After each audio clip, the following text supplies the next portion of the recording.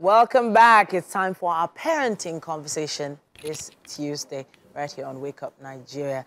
Now, I remember growing up and hearing people, getting double promotion, in school. Like, oh, I didn't do primary 4. They took me from primary 3 straight to primary 5. Like, okay. I even heard about it, earlier on, straight from kindergarten. They were taken to primary 2. Oh, wow. And these children were considered extremely intelligent, But then this issue of rushing children through school is a delicate one. And it does, of course, depend on the child. We have Ochuko Prudence Daniels here. She's back, and she is a dynamic entrepreneur and professional early childhood practitioner. Now, she holds global Montessori credentials at 2 levels. That's 3 to 6 and 6 to 12 years. She's the founder of Mama Hill Montessori School in Ojodu, Lagos. Promoter of the Parents Prerogative Platform. That's a group that helps parents navigate parenting using laboratory Montessori ideas.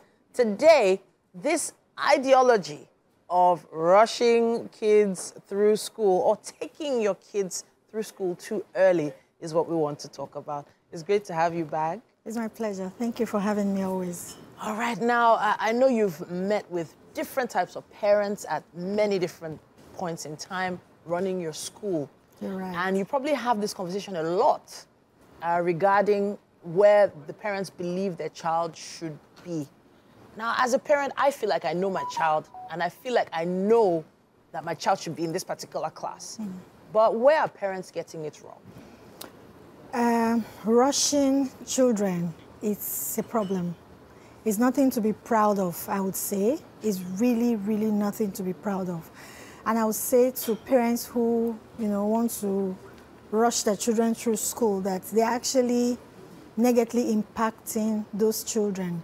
Because there's what we call hurried child syndrome. Okay. It's a bad thing. It's a stressor. It's a stress problem. It's an issue. So parents should not be proud about double promotion or taking their child 2 steps ahead, or younger child in elementary. Children shouldn't go to secondary school until they're 11, okay. Or 12, because the 3 levels of maturation. You're thinking about physical maturation, you're thinking about cognitive, that's the mental maturation, and the emotional. They must all work together. But a lot of them say, oh, she's tall, or he's tall, he's bigger than his age, he should go, or he has sense. It's not in the physical. Research has shown that children are the same all over the world.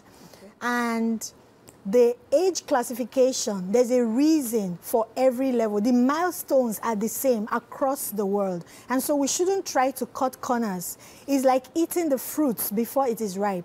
Okay. I tell my children at school, everything has a consequence. And so when you try to push these children ahead, like taking the fruits before they are matured, there's a consequence. What are these consequences? There are mental stressors, there are mental pressures, which as they go older, it becomes difficult for them to handle it at teenage age or even as adults. There's a lot of suicidal teenage today, and even in adulthood. These things are carried from when they were younger. And we speak about lifelong readers or lifelong learners. You can't get that if you rush a child through school. They would cram to get there. But when it gets to the level where they really need to now study, it becomes a problem. They see studying as a stress, as a big stressor, and then they shy away from it. That's why you find that not the best in class, not always, not in all cases, you have the best in class as the best in life. You can see the people dragging at the back of the classroom become the adenugas of today, and so it's good for parents to understand that there's no gain in rushing your children through school. There's no gain at all. Cognitively, you are impacting the children negatively because they are not developing right. The issue should be focus on the child development, follow the milestones, and there might be slight differences here and there, but there shouldn't be this wide gap of taking the children through school. I mean, why would parents even do that in the first place? So I want to think about the mental side of things, the social development. There was a time that there were some memes going around on social media about the fact that the front benchers end up working for the back benchers. But it's true. In life. So the back benchers who were gisting and laughing and playing while the teacher was teaching have built social skills and they've built a community that ends up following them through life. Whereas those who were in front studying back to back didn't engage with people around them, were always competitive with their peers, and started seeing life as a competition. Now, competition, I feel, is not bad. It's not bad to have that competitive spirit. But how does this affect the children when they eventually, grow up and leave school? So it's the same when you think about it in a way that the examination, in research generally, we're promoting play, we're promoting developing executive function skills. And that's really what happens at age 0 to 6. Wow. Yeah, so all of these, my child must do common entrance, my child must this, it's not really necessary. Just like you said, the front benchers end up working for the back benchers. It's the same way that in life generally, when the competition, they see, like, have you heard of the term that says, don't allow school go through you, or you don't just go through school, let the school go through you. It's the same thing. People just do, children who are competitive and struggle through this process, their parents push them, you have to be first, you have to be this. They see it as a struggle. They see it as what a lot of medical practitioners, they're not medical doctors, are not practicing because, oh, it's my dad that wanted me to be a doctor.